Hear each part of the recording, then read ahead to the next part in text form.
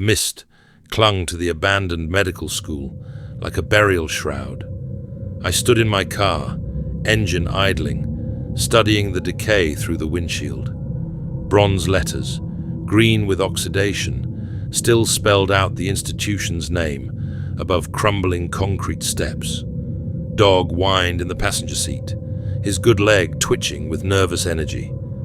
Something about the place set his hackles rising. Mine too, if I was being honest. Above the entrance, barely legible through years of neglect, Latin words mocked the building's current state. Mens sana in corpore sano. A healthy mind in a healthy body. The irony wasn't lost on me. "Stay," I told Dog, though he'd made it clear he had no intention of leaving the car. Smart dog.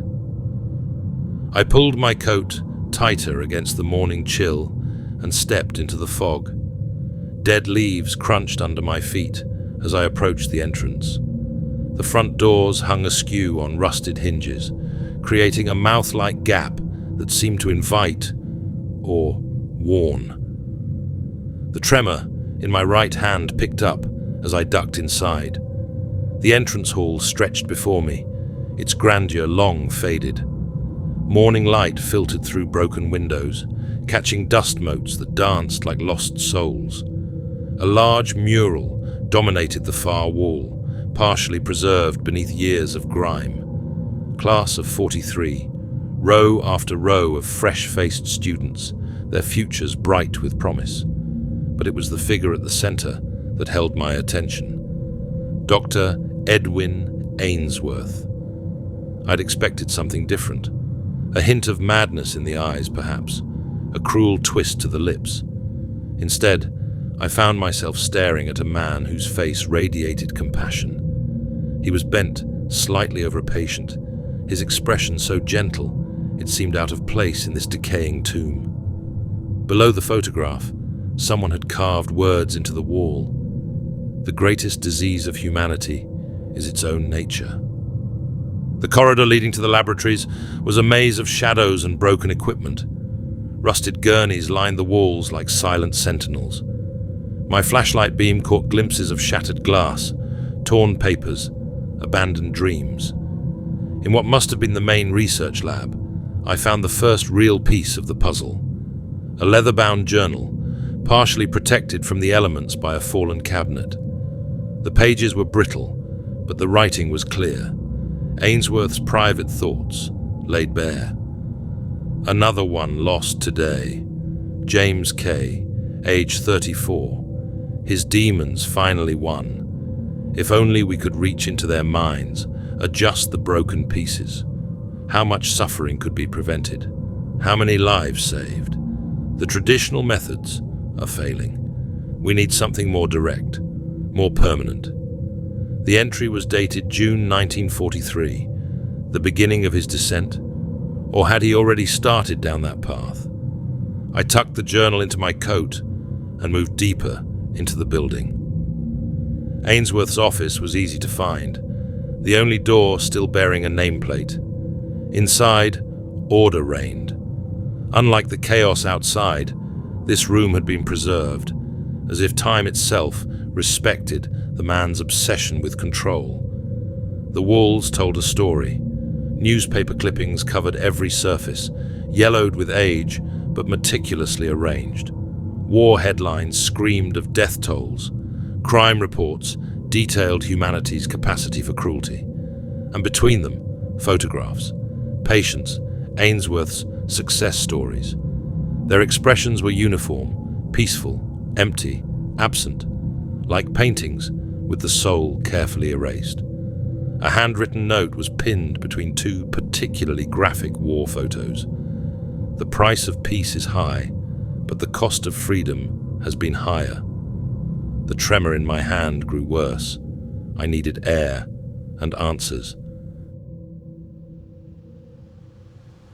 Downtown was starting to wake up as I pulled into the parking lot of the Daily Grind. Helen Sorensen sat at an outside table, her posture as precise as her credentials. Steel grey hair pulled back in a severe bun. wire-rimmed glasses that caught the morning light. She looked exactly like what she was, a neurologist at the top of her field who'd thrown away her reputation to chase theories others called impossible. "Did you find anything useful?" she asked as I sat down. I placed Ainsworth's journal on the table. Helen's eyes widened slightly, the only crack in her professional facade. "He wasn't what I expected," I said. "Few monsters are." She opened the journal carefully, her fingers tracing the faded ink. Ainsworth began with the noblest intentions. That's what made him so dangerous. He saw a world tearing itself apart, war, violence, addiction, and believed he'd found the ultimate solution. The coffee between us grew cold, as Helen explained. Her voice carried a mix of academic fascination and barely concealed dread. The early results were remarkable. Addiction gone overnight, violent impulses erased completely. His patients found perfect peace. She closed the journal, but it wasn't enough. Treating individuals was like bailing out a sinking ship with a teacup. Ainsworth became convinced he needed to think bigger, save humanity from itself. By taking away free will, by removing what he saw as the source of all suffering, the capacity for destructive choices. Helen's fingers drummed against the journal's cover. The military saw the potential, of course. Imagine soldiers without fear, without moral hesitation. They funded his research, gave him everything he needed. The Whaley's House became his private laboratory. The sun climbed higher, but I felt colder. And now someone's continuing his work. Not continuing, Helen corrected. Perfecting. Back at the Whaley's House, the afternoon light cast long shadows through the windows. I found Grace Foster in the main corridor, organizing files with mechanical precision. Her movements were too smooth, too practiced, like a well-programmed machine. "Can I help you, Mr. Graves?" Her voice was pleasant, empty of any real emotion, just like the faces in Ainsworth's photographs. Just following up on a few details. I watched her sort papers, each motion identical to the last. "You've worked here long? 3 years? 2 months? 14 days? No hesitation? No need to think. The Whaley's House is my purpose now." In the archives room, I found more pieces of the puzzle. Letters from grateful families, thanking Ainsworth for his miracle cures. Each one followed the same pattern. Joy at their loved one's newfound peace, followed by a quiet acknowledgement of loss. She's not in pain anymore, even if she's not quite herself. He's finally at peace, though sometimes I miss his laugh.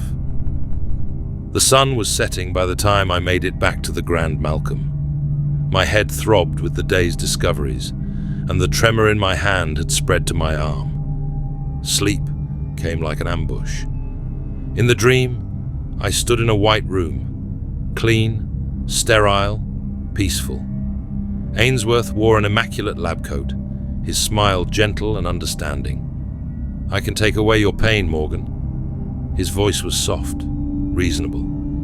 "The guilt you carry about your daughter, the endless questions that haunt you.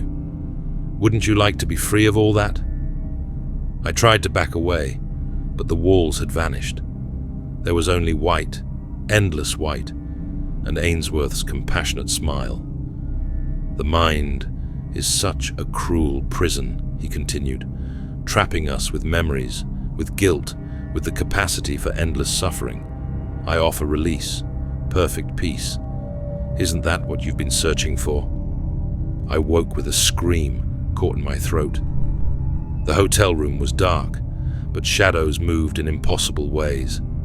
In the bathroom mirror, faces flickered, smiling, peaceful, empty. A voice whispered from everywhere and nowhere. "Sometimes to save the mind, we must first break it. Freedom is the true prison." The shadows condensed, formed a figure in a lab coat. Ainsworth's voice was paternal, understanding. "I see your pain, Morgan. The weight you carry. The guilt over your daughter's disappearance. I could free you from that torment. Wouldn't that be a mercy?" My hand shook so badly, I could barely light my cigarette. The flame caught reflections in the mirror. Dozens of faces, all wearing the same peaceful expression, all missing something vital behind their eyes. Dawn found me surrounded by pages of notes I didn't remember writing, diagrams of neural pathways, theories about consciousness and control, and one phrase, repeated over and over in my trembling handwriting: peace through control, salvation through submission. In the margin, a question I wasn't sure if I'd written to myself or to the ghost of Ainsworth. Did you really believe you were saving the world? The silence offered no answers. Outside, the city was waking up, unaware that somewhere in its heart, Ainsworth's dream of perfect peace was taking root again. And this time, there might be no way to stop it.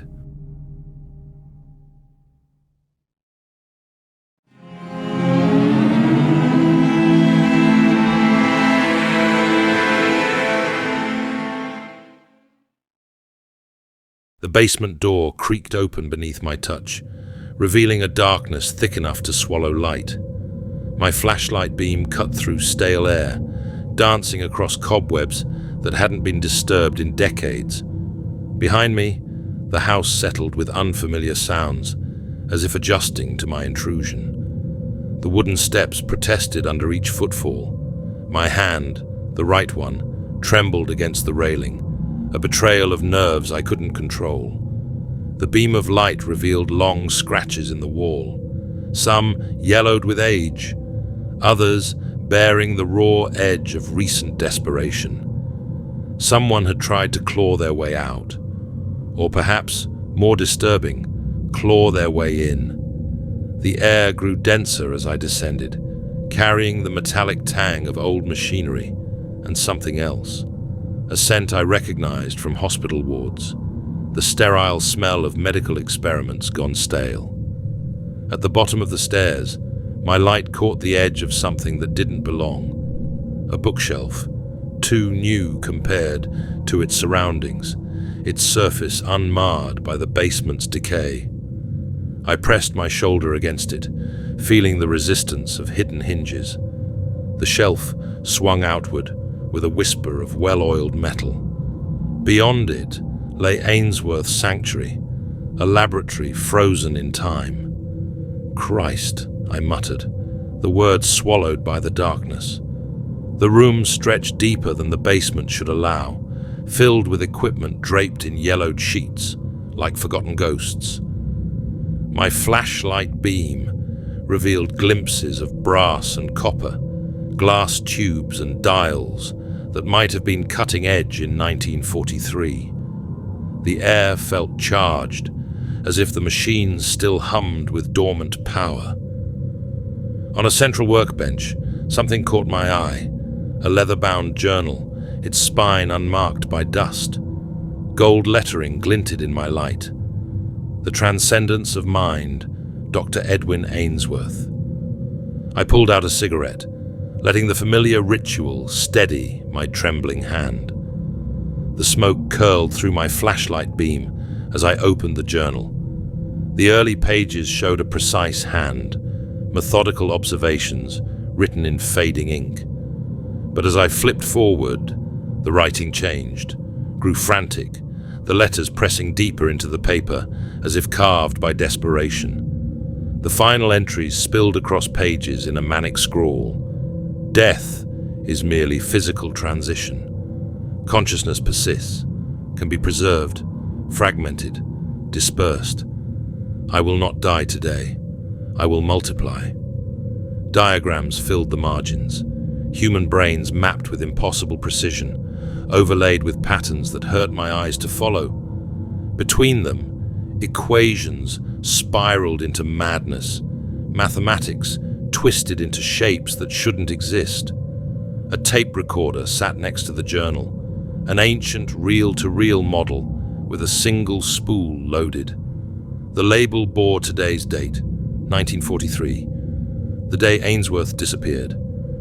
My hands shook as I threaded the tape. The machine whirred to life with a sound like old bones grinding. Ainsworth's voice crackled through decades of silence.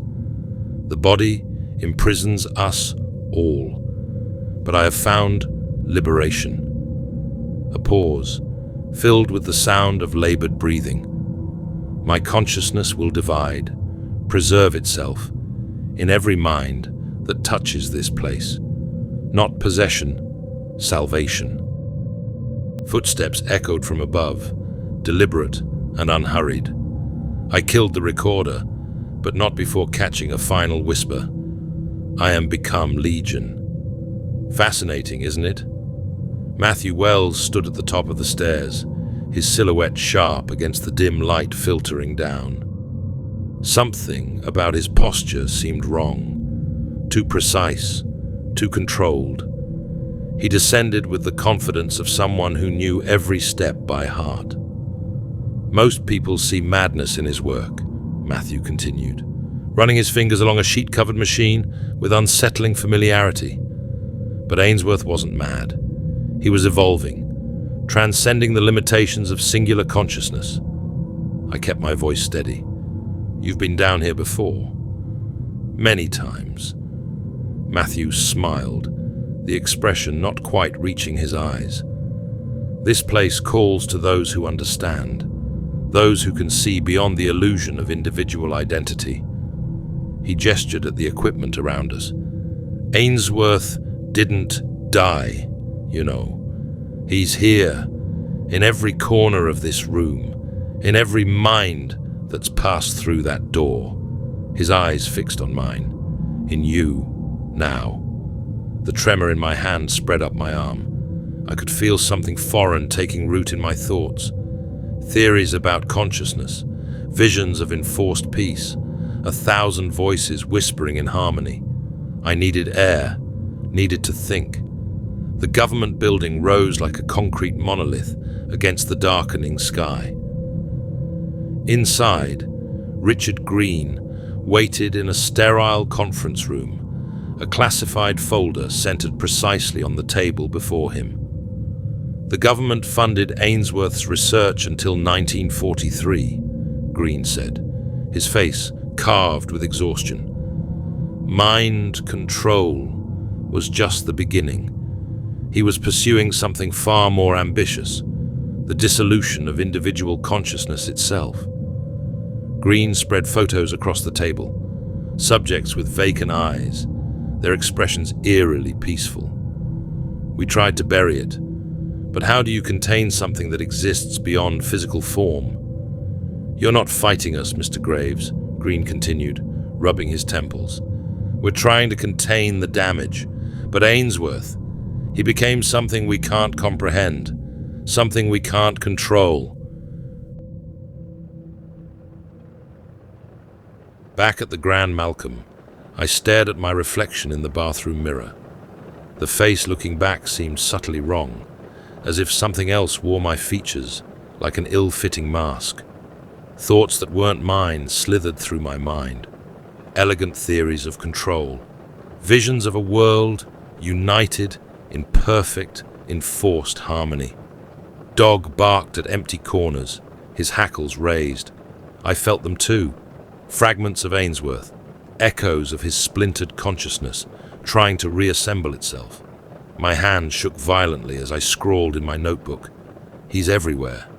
He's in me. I woke to pages of notes I didn't remember writing. Complex diagrams of impossible machines. Theories of collective consciousness that made terrible, perfect sense.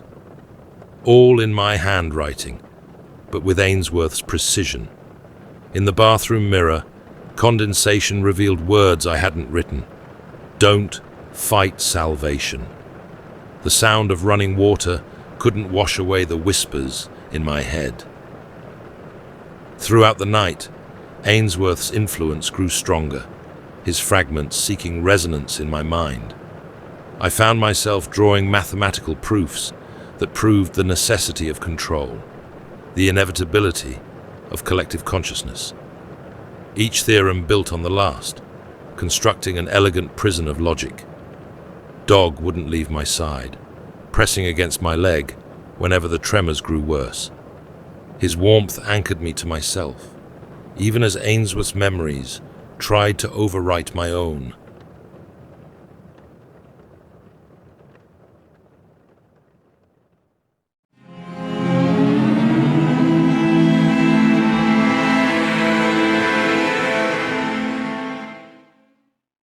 The numbers on my watch blurred together as I stared at them, trying to make sense of when exactly I'd fallen asleep. My head throbbed with the familiar pain of too much whiskey and too little rest. Something felt wrong, out of place. The dim light filtering through the grimy windows of room 237 revealed walls I didn't recognize anymore, every inch covered in a mad scientist's fever dream of equations and neural diagrams. My handwriting, but not my mind. Dog watched me from his corner, head low, ears flat. He'd never looked at me that way before, like I was a stranger wearing his master's skin. The tremor in my right hand intensified as I reached for the bottle on the nightstand, sending it clattering to the floor. Empty. Of course. The bathroom mirror showed me a face I barely recognized. 3 days of stubble, dark circles under bloodshot eyes. I steadied my trembling hands against the sink's cold porcelain and tried to focus on the simple task of shaving. The razor felt wrong in my grip, like it belonged to someone else's muscle memory. A face flickered behind mine in the mirror, older, distinguished, wearing a benevolent smile that didn't reach its eyes. Dr. Ainsworth. The razor slipped, opening a thin line along my jaw. The blood looked almost black under the fluorescent lights, spreading like ink in water. Your technique needs work, a gentle voice echoed in my skull. But then, the body is such a crude instrument, isn't it? I splashed cold water on my face until the voice faded. My phone buzzed. Helen Sorensen. "I need you to see something," she said without preamble. "Come to the lab." The neurological research facility was all gleaming steel and antiseptic white, a stark contrast to the decaying grandeur of the Whaleys House. Helen's lab dominated the east wing, walls lined with monitors displaying rainbow-colored brain scans. She barely looked up from her computer as I entered. "Look at this," she said, gesturing to the largest screen. "Brain activity patterns from recent Whaleys House visitors. See the synchronicity?" The patterns pulsed in perfect harmony, like waves in a synchronized dance.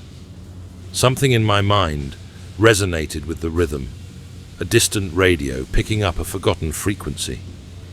"Someone's replicating Ainsworth's work," Helen continued, her voice tight with barely contained excitement. "But they're not just copying, they're improving it. The neural coupling is orders of magnitude more sophisticated than anything from the 1940s. She pulled up another set of scans. And here's the truly fascinating part. Every subject shows the exact same pattern overlaid on their normal brain activity, like a second consciousness living in their heads. My own thoughts felt suddenly alien, as if someone else was leafing through them like pages in a book. The tremor in my hand spread up my arm. "Where did these scans come from?" I managed to ask. "Anonymous subjects," Helen replied too quickly, "but all within the last month." The police archives felt safer, more mundane. Concrete facts instead of abstract patterns. I buried myself in missing persons reports, looking for the thread that would tie it all together. A pattern emerged, each disappearance preceded by a visit to the Whaleys House. In their final photos, they all wore the same empty smile. My hand moved of its own accord, scrawling in the margin. They didn't disappear. They transcended. I stared at the words, trying to remember writing them. A familiar face caught my eye. A teenage girl, missing since 1995. Something about her smile, the tilt of her head. She could have been my daughter's sister. The pain that ripped through my chest was almost welcome. An anchor to reality, drowning out the whispers that had taken up residence in my skull. The Whaley's House called to me like a siren song. I found myself outside Matthew's office, pressed against the wall, listening to voices drift through the gap under the door. "The process is nearly complete," Matthew was saying, his voice thrumming with barely contained excitement. "Soon, they'll all understand. The doctor's vision will be realized." Grace's response was too low to make out, but something in her tone sent ice down my spine.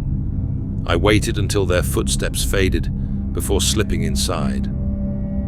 Matthew's computer was unlocked, sloppy or deliberate. A folder labeled Project Transcendence sat prominently on the desktop. Inside, dozens of files detailed modifications to Ainsworth's original experiments. A video file showed Olivia strapped to a chair, her eyes wide and unfocused. An email chain caught my attention. Final phase proceeding as planned. The doctor's consciousness fragments are coalescing. Each new subject accelerates the merger. Full integration imminent. My vision swam. The words seemed to crawl across the screen like insects. Something pulled at the edges of my mind, a tide drawing me inexorably toward the experiment room. The door opened at my touch. The air inside felt thick, alive. The walls pulsed with a familiar rhythm, the same beat that had taken up residence in my thoughts. Shadows gathered in the corners, converging into a shape I recognized from old photographs. "You're fighting the inevitable," Ainsworth's voice was gentle, reasonable. "The peace you seek is within reach. Let me show you." My knees buckled. The floor rushed up to meet me as reality fractured. Memories that weren't mine flooded in. Decades of research, countless failed experiments, the moment of revelation when Ainsworth discovered the key to transcending death itself. I saw his vision of a world without violence or pain, billions of minds beating in perfect harmony. "Your daughter," his voice was closer now, a father's loving whisper. "The grief you carry, I can take it away. All pain can be eliminated. Isn't that what you've always wanted?" The offer was tempting, God, so tempting. To forget the endless nights searching, the guilt that ate at my soul. Through Ainsworth's eyes, I saw the beauty of his plan. Perfect unity, perfect peace. The tremor in my hand stilled for the first time in years. I found myself in the hallway, with no memory of leaving the room. My mind felt hollowed out, scraped clean, and filled with something new, something peaceful. "I understand now," I whispered to the empty corridor. "He wants to save us all." But somewhere in the depths of my consciousness, a spark of resistance still burned. My daughter's face, not as she appeared in photographs, but as I remembered her, laughing, alive, stubbornly individual. I stumbled toward the exit, needing distance, needing time to think. The night air hit me like a slap. I sat in my car, hands shaking too badly to insert the key. In the rearview mirror, my reflection smiled with gentle understanding. "Welcome," it said in Ainsworth's voice, "to transcendence.